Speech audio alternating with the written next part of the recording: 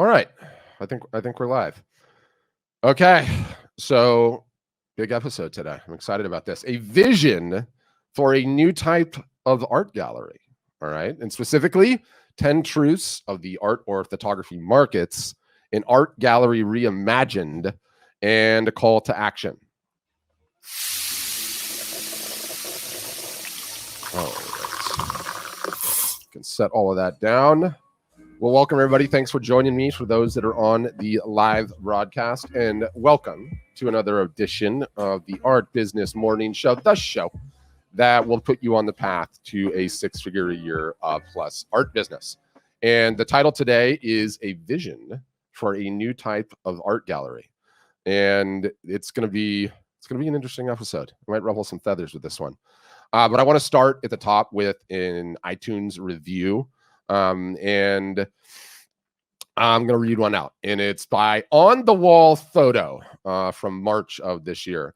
And it goes, and I quote, "I've been listening to this for a couple of years, and they are very direct on explaining their methods. Of course, it's a sales pitch too for their service, but a lot of information is handed out for free to people who listen and are just starting to dip their toe into selling their own products. This is probably my most looked forward to podcast every week." And I love that review. And first of all, thank you to On the Wall Photo. And thank you to any of you that have left one. If you are getting value out of the show, I would really appreciate a review on iTunes. I think as I was checking them, I have like 178 of them on there. I would love to get to 200. That would be amazing. If you'd left one, I would really appreciate you. But On the Wall Photo, that review that I read, he gets me, right? He gets us. Like, you know, I'm super aware that the podcasts are a subtle sales pitch for our service. Okay. It's a business podcast. Those are the rules.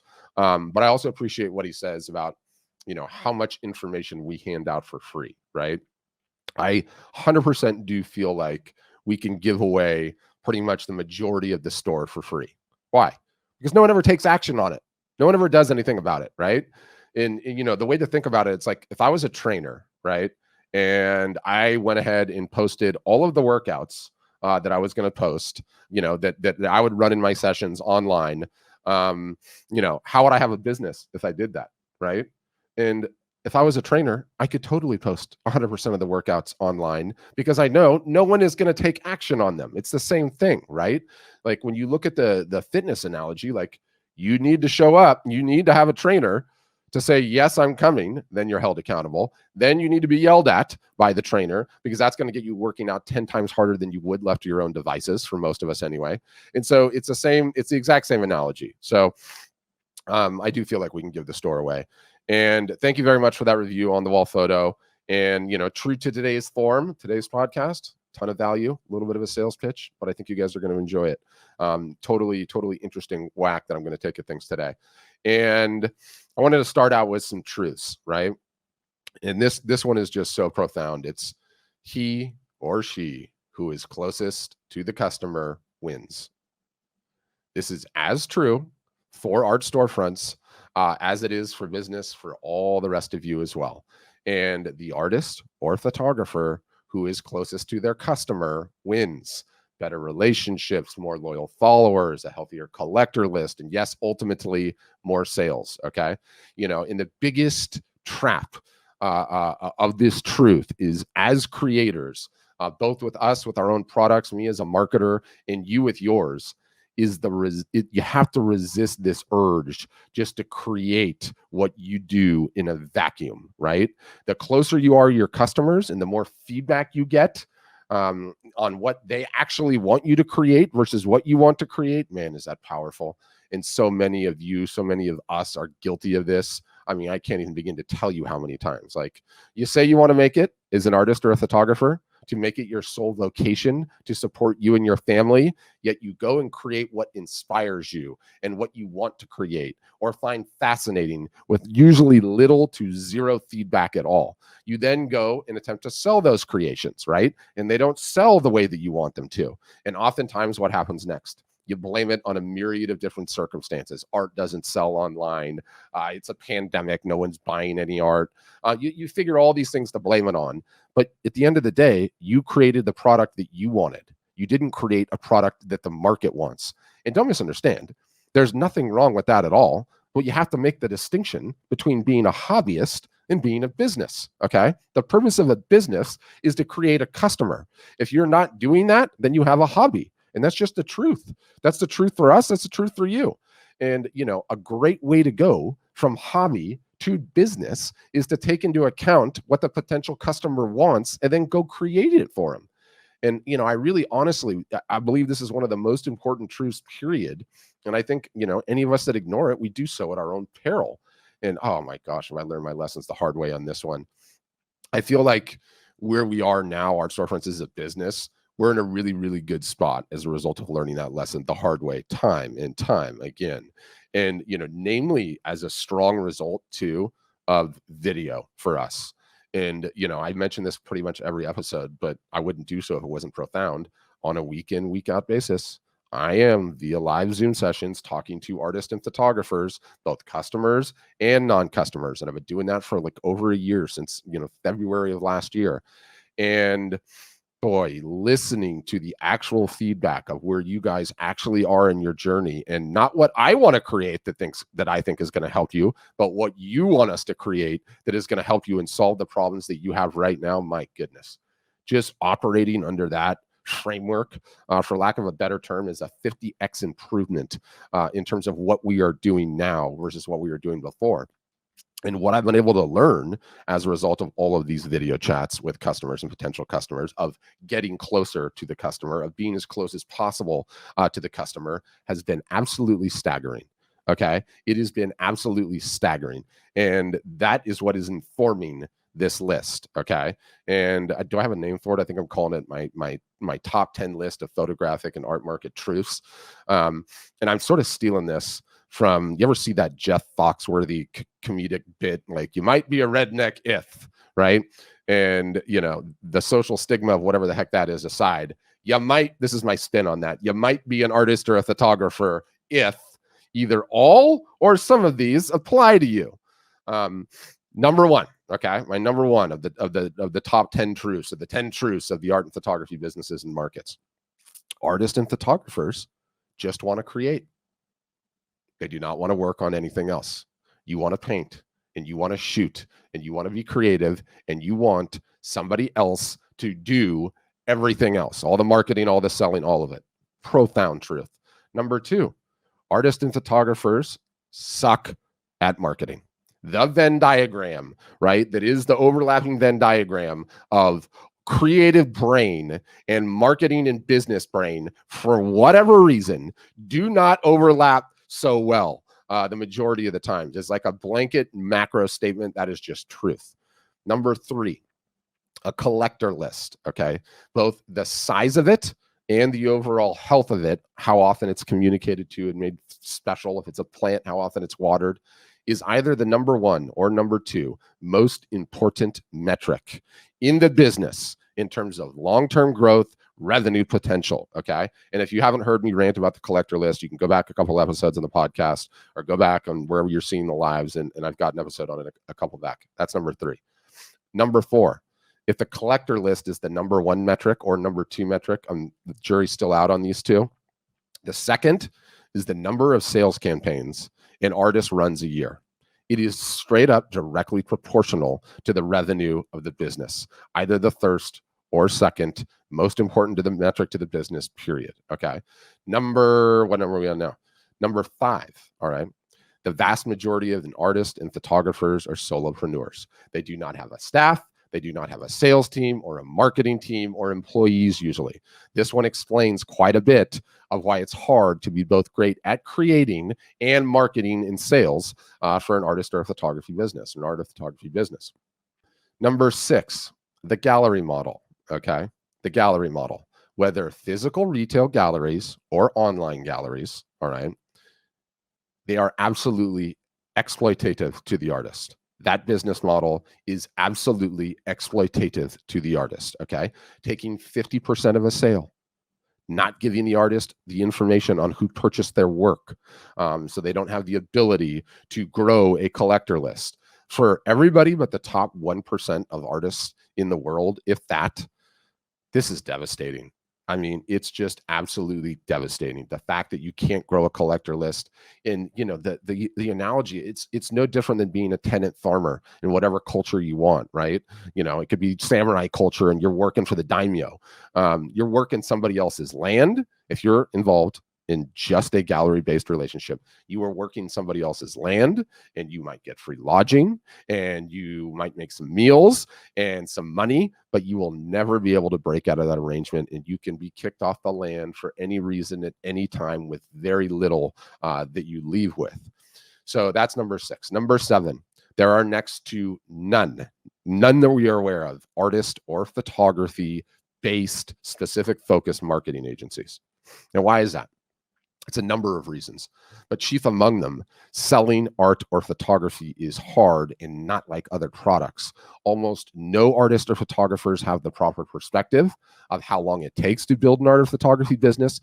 Combine those two truths, and you have a really bad business situation, a bad incentive to want to launch one of those types of agencies. It's really, really hard to make it. That's number 7. Number 8, there are a massive amount of artists that understand all of those truths above. They're mega talented. They have a product that the market wants. They're listening to their customers, and they're working on their marketing. Okay, I would call a great many of these customers and friends.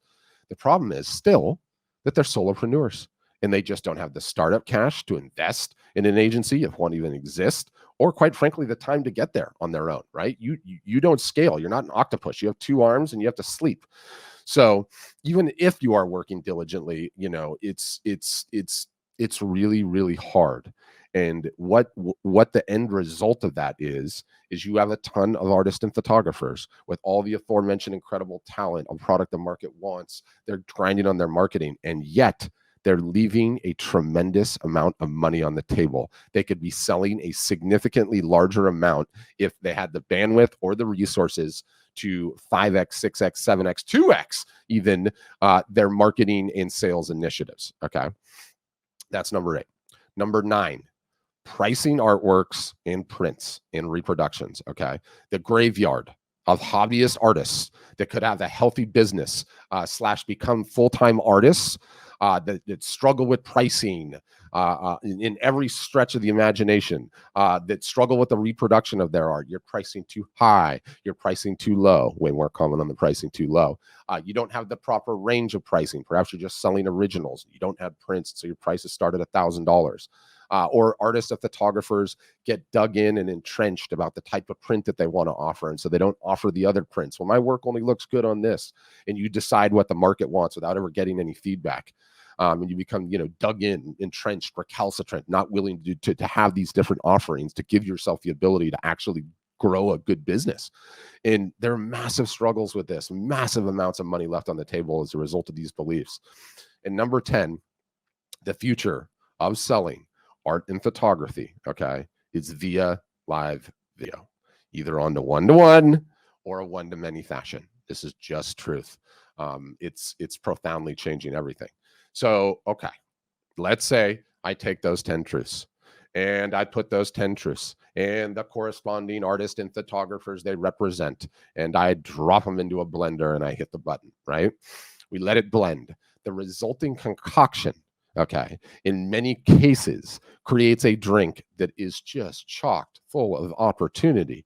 Many of the blended drinks that will come out of that blender represent huge opportunities to turn artists, to turn photographers from hobbyists, okay, into robust and healthy growing businesses, from good-sized businesses into much bigger ones, and in very few cases, big ones into huge ones. So if only there was a way to create an entity that understood the truths and could align the best interest of the artist, of the photographer, with the entity for a mutually beneficial arrangement. We believe that there is, and we've started in on creating it.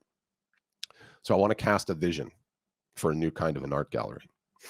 We believe firmly, right, that the art and photography markets, as they apply to the majority of the market, read almost all of you, aside from the top 1% of the market, that's in a different game.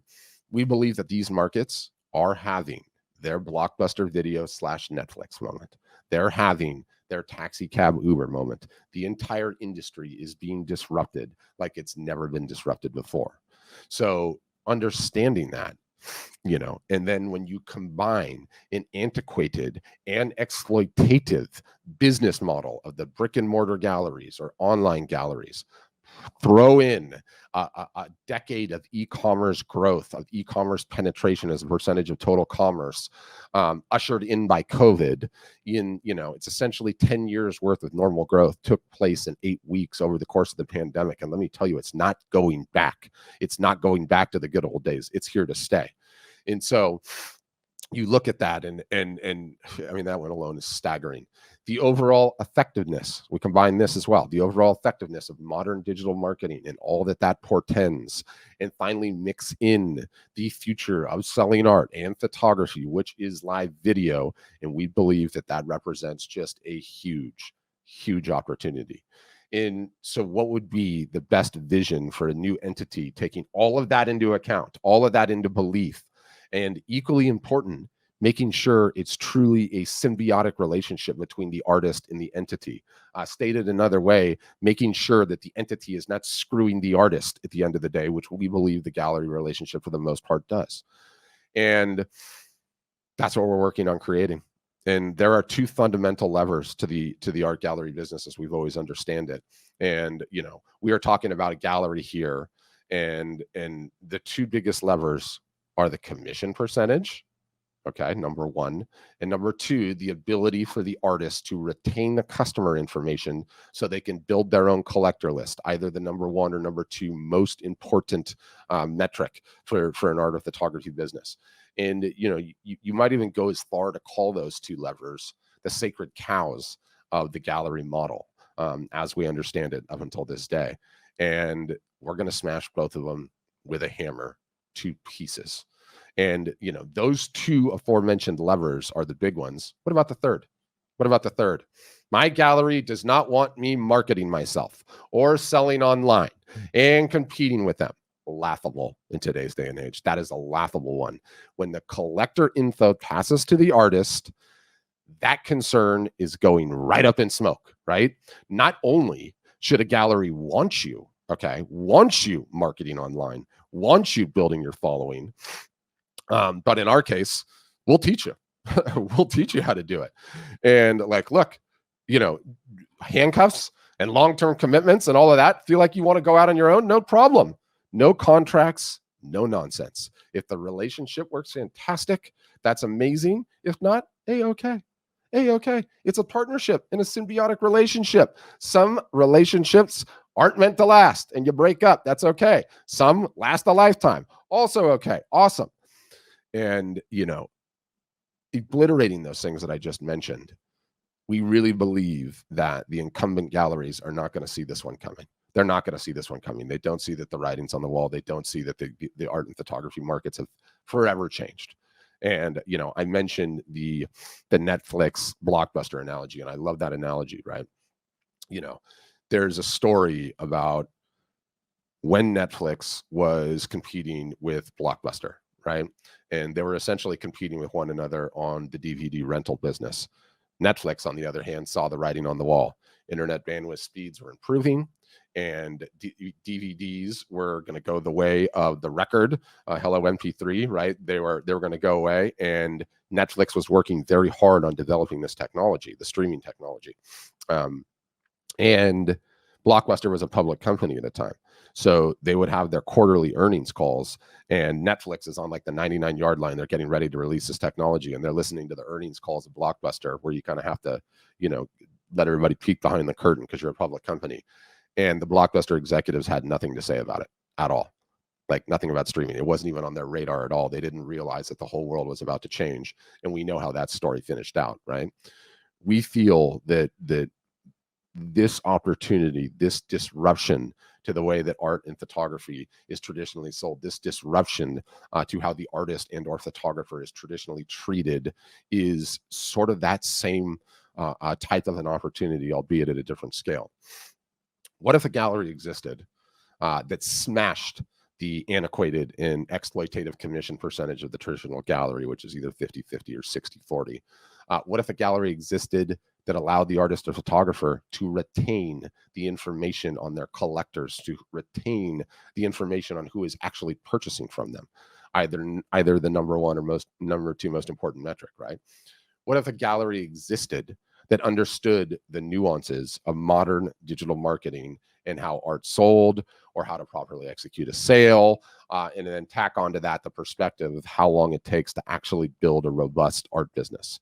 What if you, as an artist or a photographer, could actually partner with a gallery that brought just a little bit more to the table than a single brick and mortar location, or an online free-for-all marketplace with 100 million images uploaded and you're dying in a sea of competition, or an art consultant or marketing agency that was actually not just telling you what to do, but doing the right stuff rather than telling you to boost it and post on Facebook. Don't ever do that. Or Facebook targeting, ooh, look at this, or SEO, which is nonsense. What if indeed, right? What if indeed? And it would be less about a typical gallery artist relationship. And it would be more like just hiring a full-time marketing staff that knows what they're doing and takes care of just about everything for you, just about everything. If such an entity did exist, it would be remarkable, okay? Everybody would want to join. Therein lies the opportunity. Assuming you give up, right, as an art gallery, the 2 most sacred cows of the traditional model, commission percentage plus collector info, what would the entity get in return? That's a massive disruption to the norm of doing business. Only taxi cabs can take you home from the airport or the bar until an app pops up in which you can call the personal driver, finish your drink, and then walk outside, right? It's night and day. It's not even the same sport. What that entity would end up getting, that potential gallery would end up getting, is their pick of artists and photographers to work with. The right fit in terms of relationship, really the most important, but also subject matter and flexibility and creativity and drive and ambition and vision. A gallery like that would have 0 time to convince anybody of anything. Why spend the time when there are not tens, not thousands, not hundreds, not millions, but thousands? I got a little ahead of myself there. But there's thousands and thousands of artists and photographers that do agree with those premises as I've just laid them out, and they're ready to dance, right? This is the dream relationship. And so that's what we're launching. That's what we're going to do. And let me tell you, it's not going to happen overnight. Not even close. We practice what we preach here. And what do we preach? How long it takes to grow a proper art or photography business in today's context when you've never engaged in modern marketing? It's 3 to 5 years. 3 to 5 years, longer sometimes. And that's what it takes to really grow any sizable business in today's day and age. But no one ever talks about that because it's hard. So we know it's not going to happen overnight, right? We know it's going to take us a ton of time. We know it's going to take years to get this thing really humming and where we want it. But we're launching next week with our first batch of tests. From there, we're never going to stop testing. And I can't tell you how excited I am about this one. Not only are we not playing by the rules in terms of commission percentage or the ability for the artist to keep the info on their collectors, but we're not playing by any rules at all. And as a marketer and an entrepreneur to my core, that is just a really exciting situation. It sort of feels like turns us into the artist, right? Like I've got my palette, my colored palette on the left-hand side. And in that is a stable of artists and photographers from every walk of life, every corner of the globe, every subject matter and material, every stripe of religious and sexual orientation and affiliation and et cetera, right? Like total mixed bag. And then in my other hand is every marketing hack and technique and tactic available to me that I've seen work in other industries. And boy, does it span the gamut. It's everything out there. The gloves are off. There's 0 rules. It might be a flash sale or a live art show or a multi-artist show or just a bathroom sale that's just art for the bathroom. It might be grouped around subject material. It might be website takeover for a day. I can use anything and everything at our marketing team's disposal to move art and to have that incredible symbiotic relationship. Really, the sky is the limit. And that is an insanely exciting thing. So exciting times, I tell you. I believe it's really just liberating even thinking about it. And I'm going to end with a call to action. Yes, it's early days. But to borrow an often used subject line from my good friend, the Artsy Shark, shout out to Carolyn. She's got her email, which sends like once a quarter or whatever. It says, calling all artists and photographers. So whether you are an artist or a photographer, an Art Storefronts customer or not, if the vision, as I just laid out, is something, sounds like a tune you like, we want to hear from you. So I'm attaching to this live stream. I haven't done that for Instagram, but I will put it in the link tree in Instagram for those watching on Instagram. If you're watching on Facebook or you're watching on YouTube or you're watching on Twitter, there is going to be a link to wherever this post lives. If you're listening to the podcast after the fact, there is going to be a link in the show notes. It's a simple Google form. We want you to fill it out, show us where your work is, and we're going to start building a list. And I can't wait to start talking about this more. I can't wait to tell you about the vision for it further, the name, the logo, the URL, what we're going to be contemplating doing. I can't wait to share the failures, of which there will be many. I can't wait to share the successes, of which we hope there will be many as well. But really just share a whole ton on everything that we're going to learn along the way. So on that note, thanks for listening. And as always, have a great day.